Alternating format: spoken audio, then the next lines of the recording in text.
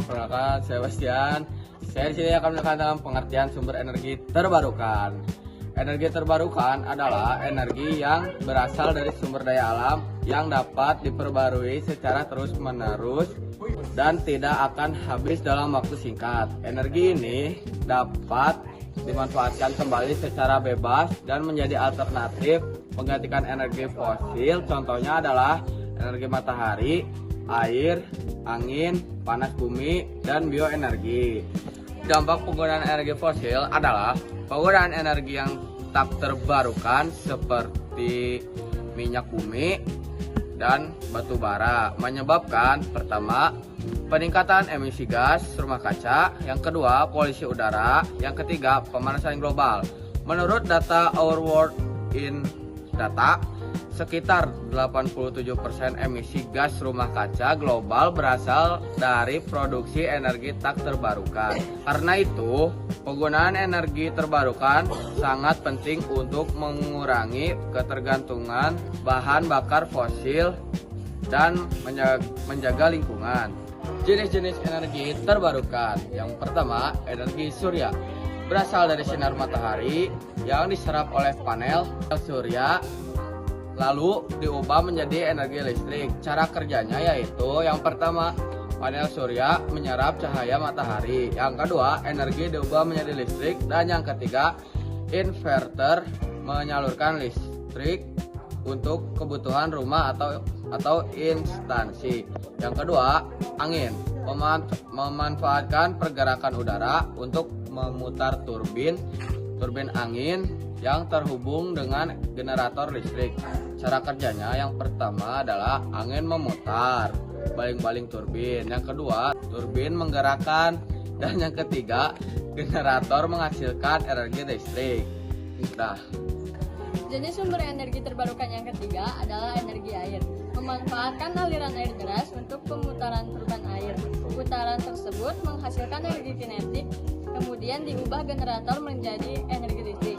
Cara kerjanya, yang pertama, air mengalir deras. Yang kedua, kincir atau turbin berputar. Yang ketiga, generator menghasilkan listrik. Nah, sumber energi yang keempat adalah energi panas bumi. Energi panas bumi berasal dari panas dalam inti bumi yang memiliki suhu sangat tinggi. Cara kerjanya, yang pertama, dilakukan pengeboran menuju sumber panas. Yang kedua, uap panas menggerakkan turbin. Yang ketiga, generator menghasilkan listrik. Sumber energi yang selanjutnya adalah bioenergi. Berasal dari bahan organik seperti kotoran hewan, limbah, pertanian, rumput kayu, limbah rumah. Beberapa bahan dapat langsung digunakan, sedangkan lainnya perlu diolah terlebih dahulu menjadi sumber energi. Energi baru terbarukan menjadi bagian penting dalam strategi transisi energi Indonesia untuk mendukung keberlanjutan energi jangka panjang, menekan emisi karbon, mengurangi ketergantungan pada bahan bakar fosil. Pemerintahan Indonesia menggerakkan 23% bauran energi terbarukan tahun 2025 dan 31% pada tahun 2050. Lalu, potensi energi angin di Indonesia. Pemanfaatan energi angin di Indonesia masih rendah dengan kapasitas 100 PLTB yang sudah terpasang sekitar 152 sampai 154 MW.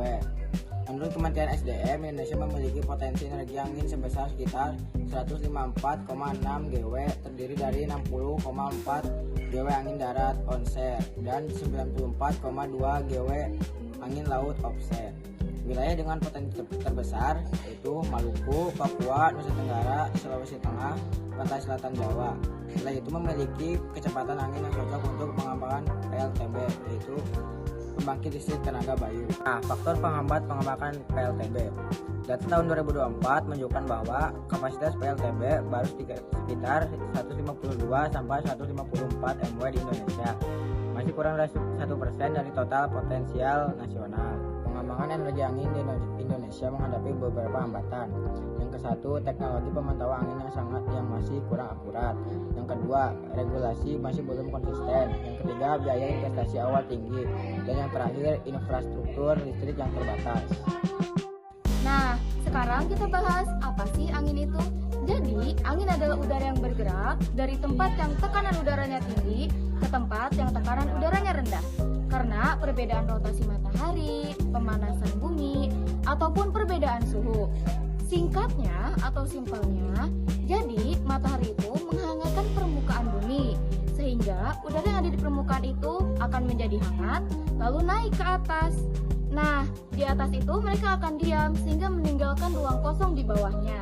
Udara dingin dari area lain di bumi itu akan masuk mengisi celah kosong tersebut sehingga terbentuklah angin.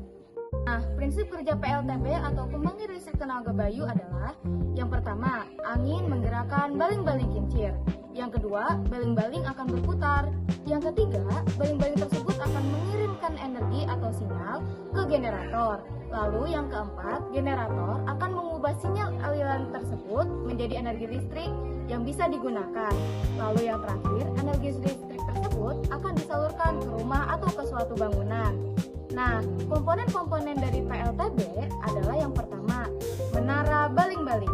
Yang kedua, ada inverter, yaitu yang bisa mengubah aliran listrik dari generator sehingga bisa menjadi aliran listrik yang bisa digunakan oleh rumah.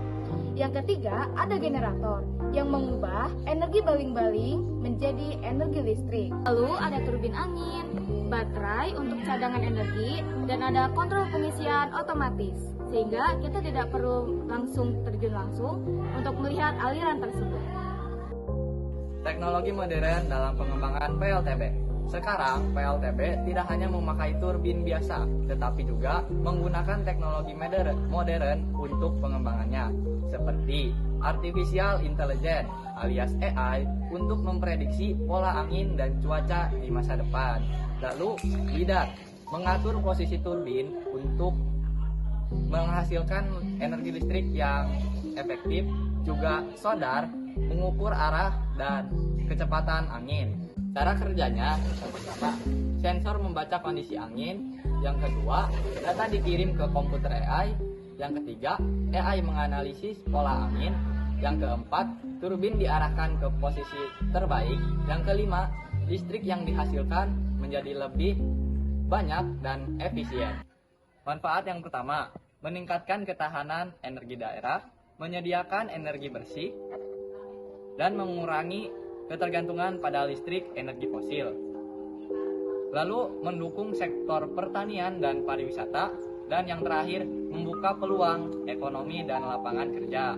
Contohnya seperti di Nusa Penida dan Nusa Lembongan yang cocok untuk pengembangan turbin angin, juga Desa Blongkrueng yang memanfaatkan energi angin untuk pompa irigasi, dan studi Universitas Malikul Saleh yang menunjukkan produksi listrik energi angin dapat melebihi kebutuhan warga lokal.